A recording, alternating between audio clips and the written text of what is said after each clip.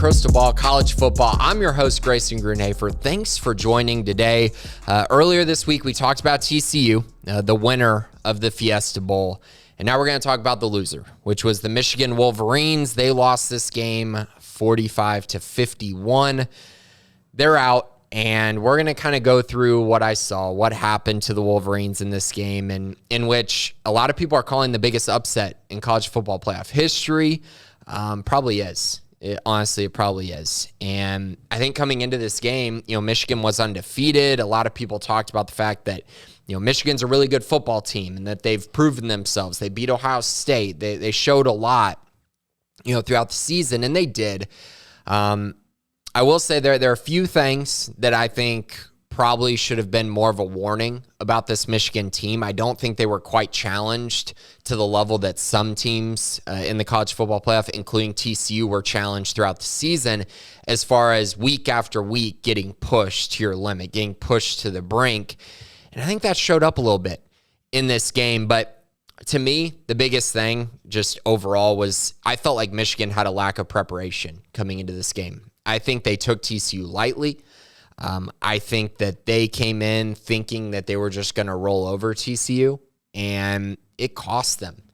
It cost them. I know coming into the game, J.J. McCarthy talked about how it's going to be a quote-unquote smash fest against this 3-3-5 defense that TCU runs, that stack formation, and it couldn't have been further from the truth. I mean, Michigan ran for 186 yards and 3 touchdowns. That seems good on the surface, but if you take away the 52, 54-yard run early in the game, I mean, they really did not run the ball effectively at all. They were under 3.5 yards per carry. And you put all that together and you're realizing this was just not a great outing for Michigan. And they got worked up front. And that was my biggest issue with what happened to Michigan and kind of why I feel like they took TCU for granted a little bit was the simple fact that you can't lose a game up front when you're Michigan. It's unacceptable for them to lose a game up front. And if you watch throughout the entire season, there wasn't a single game this year where they lost the battle in the trenches. And they did against TCU. So I was very shocked by that. I think, there's a few other things that go into that. When you talk about the trick play on the 2-yard line on 4th down, I hated the call. I hated it. And that was an issue. I hated the fullback dive call in which they fumble the football. Like, why are you running that? Why are you doing something that, maybe you worked on it during bowl prep and maybe it worked out for you during bowl prep, but to run that in that situation, I just felt like was kind of dumb.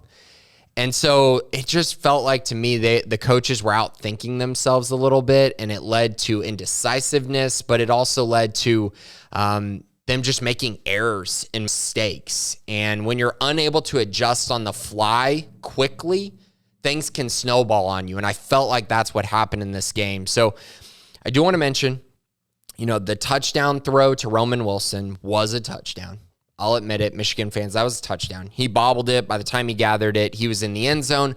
Also, the spot on the interception should have been 2 yards forward, so it should have been a touchdown regardless. I don't understand how you could go to review and not call it a touchdown, so I agree with that. Should have been a touchdown. On the flip side, you're Michigan. How in the world can you not get a foot on 4 downs, and instead you turn around and hand the ball to your fullback and fumble the football? It's bad coaching. That's just bad coaching in my eyes. Not something that I was expecting from them. They had other mistakes, and I just kind of want to hit on one other thing before I dive into more things about Michigan. It also was targeting at the end of the game, period.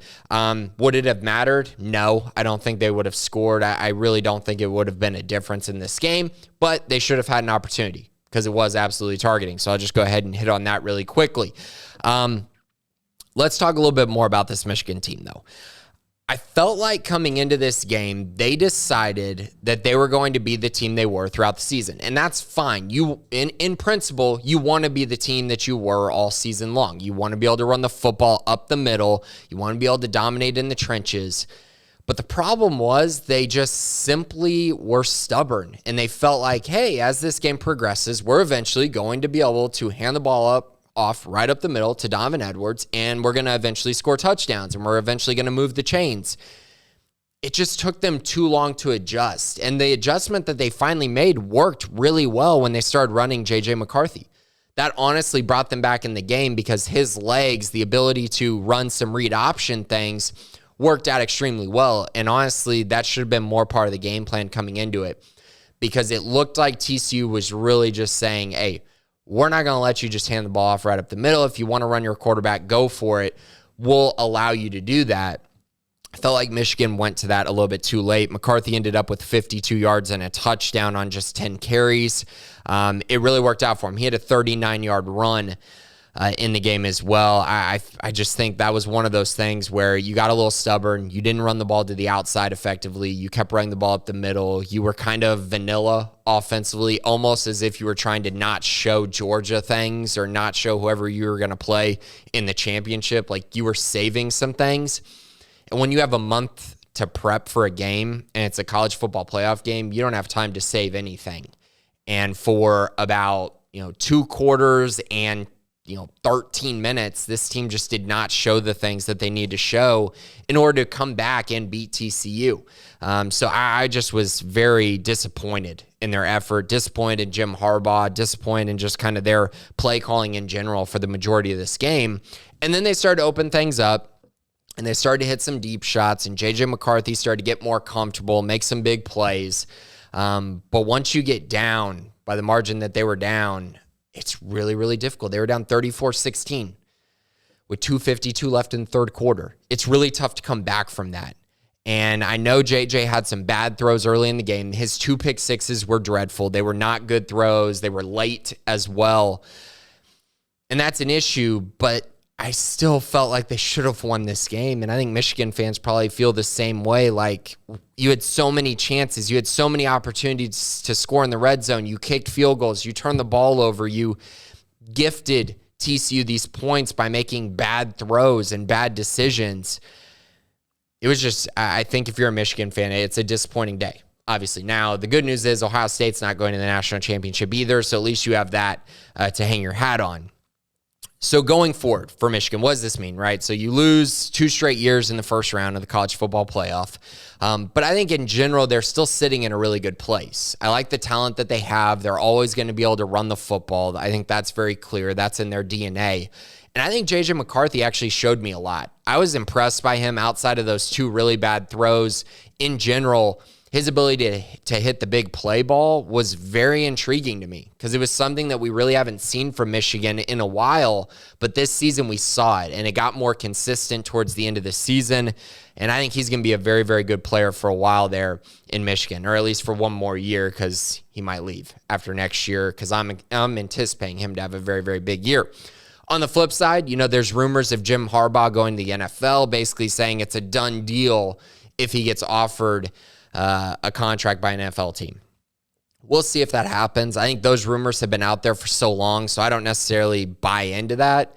But it's something to keep an eye on. If he does leave, then they're going to have to do a national hiring search, which this late in the process is not exactly the greatest time to go through a coaching search. So we'll see what happens with him. But in general, Michigan fans, I know it's a disappointing effort. It's one of those that I sat there and was shocked at how bad they played and just the lack of really discipline and the lack of preparation was very, very disappointing. But in general, still a very good team, a great year, won a Big Ten championship, did a lot of things extremely well, and in my eyes, improved. The program improved this year, even though they didn't reach their ultimate goal. So thanks for listening. We're obviously going to talk about the Peach Bowl next and preview the national championship at the end of the week.